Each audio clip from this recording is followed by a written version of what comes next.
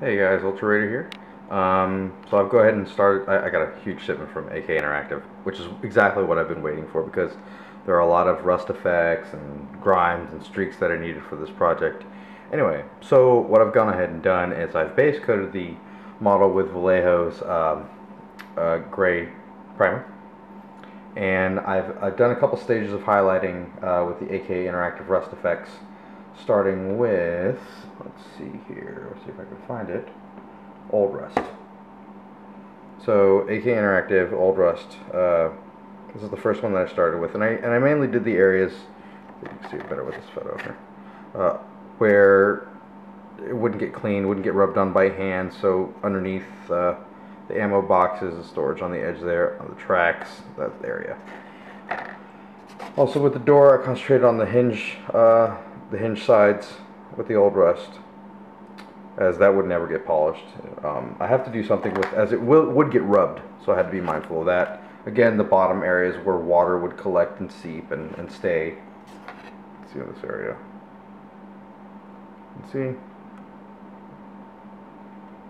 So I've gone ahead and done that. I've built up my highlight using another AK Interactive product, medium rust, and then highlighted additionally with a light rust. So this is the base coat. And the next stage that we're going to be waiting for is I got to apply the heavy chipping fluid. So I'm going to let my paints dry for another about 5 minutes, and we'll go ahead and layer on the chipping fluid. Alright, so the next stage has been done. I may have skipped ahead a little bit because honestly putting down the heavy chipping fluid is really not that exciting. After that's been dry, it took about a half hour. I coated the model in the interior colors from AK Interactive. This is called Creme Weiss. Don't know what the English name would be. I guess eggshell, but it's a nice interior color. It's going to play well against the overall rust that I've placed underneath the model. So I'm going to go ahead and stop the video here shortly, and we'll proceed on chipping it. Hey guys, so I've gone ahead and I've weathered away on my panels here. As you can see, it's kind of turned out really nice. The chipping fluid did exactly what it was supposed to do. Let me go ahead and turn this one up here for you. Exactly what it was going to do, and it's chipped away the paneling exactly as I wanted it. I decided to call upon my past experience as a tank mechanic in the Army, figuring out what the interior of a tank's going to look like, where the wear marks that I've recorded have been. I've left these panels in the center here kind of bland, as I want to go ahead and add some extras later, some transfers for them. See the fine detail here.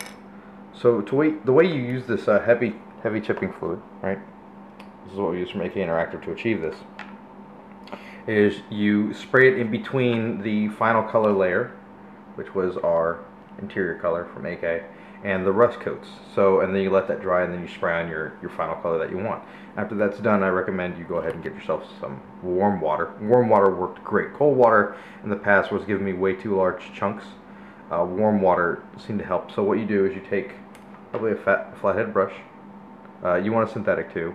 Don't ask me why, but whenever I do this, I always, rule of thumb, use synthetics. So I've gone ahead and what you do is you just kind of moist the area and let it wetten that top layer of paint, and you have a variety of ways to go ahead and chip this off lightly with a brush. You can even damp the brush lightly, chip it off. Get some scrapes. I've used my sculpting tool just to get on some of the edges there quickly, slashes here and there. And for stubborn bits, I go ahead and I have a trash brush that I just, dig in there really good, getting in some of the corners that I needed. So this is what some of the paneling looks like as it's been done. I think it's been really nice. Now remember, this is just a basic start to what we need to do. There's still a lot more to go on this video, and we will be back. Okay, well, that was fun. Looks pretty amazing. Let me move my light here. Okay, so what you're seeing is the result of a couple streaking effects from AK Interactive. What I've added is, let's see if I can find it here. This is the first. Started with the interior wash. I thinned it down a lot. I tested a couple in my mixing palette here, using white spirits from AK Interactive, of course, and I've concentrated a lot of it into the deep crevices and then thinned it down at the top. And the great thing about this stuff is you can let it dry and then go back with white spirit and rub it away where you don't want it and all that. The second effect that I've used is the rust streaking stuff from AK Interactive. That's over here. Let me just move this right here. Here we go. Rust streaks. And I've done the same thing with my mixes, trying to figure out how I want to, the thickness of it and whatnot. Let's see. And the way you apply this is you place it where you want the streak to begin, roughly. Let it dry. You usually use a hair dryer. I recommend a hair dryer, otherwise you're going to be waiting for a half hour for this stuff to dry. Then you go back with your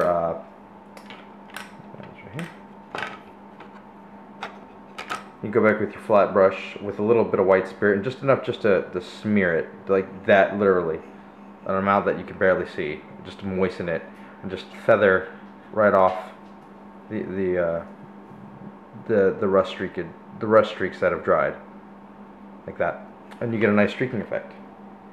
So this is how my rhino interior is looking so far, and I'm loving it. I'm loving it so much. Everything's turned out really nice. Really nice.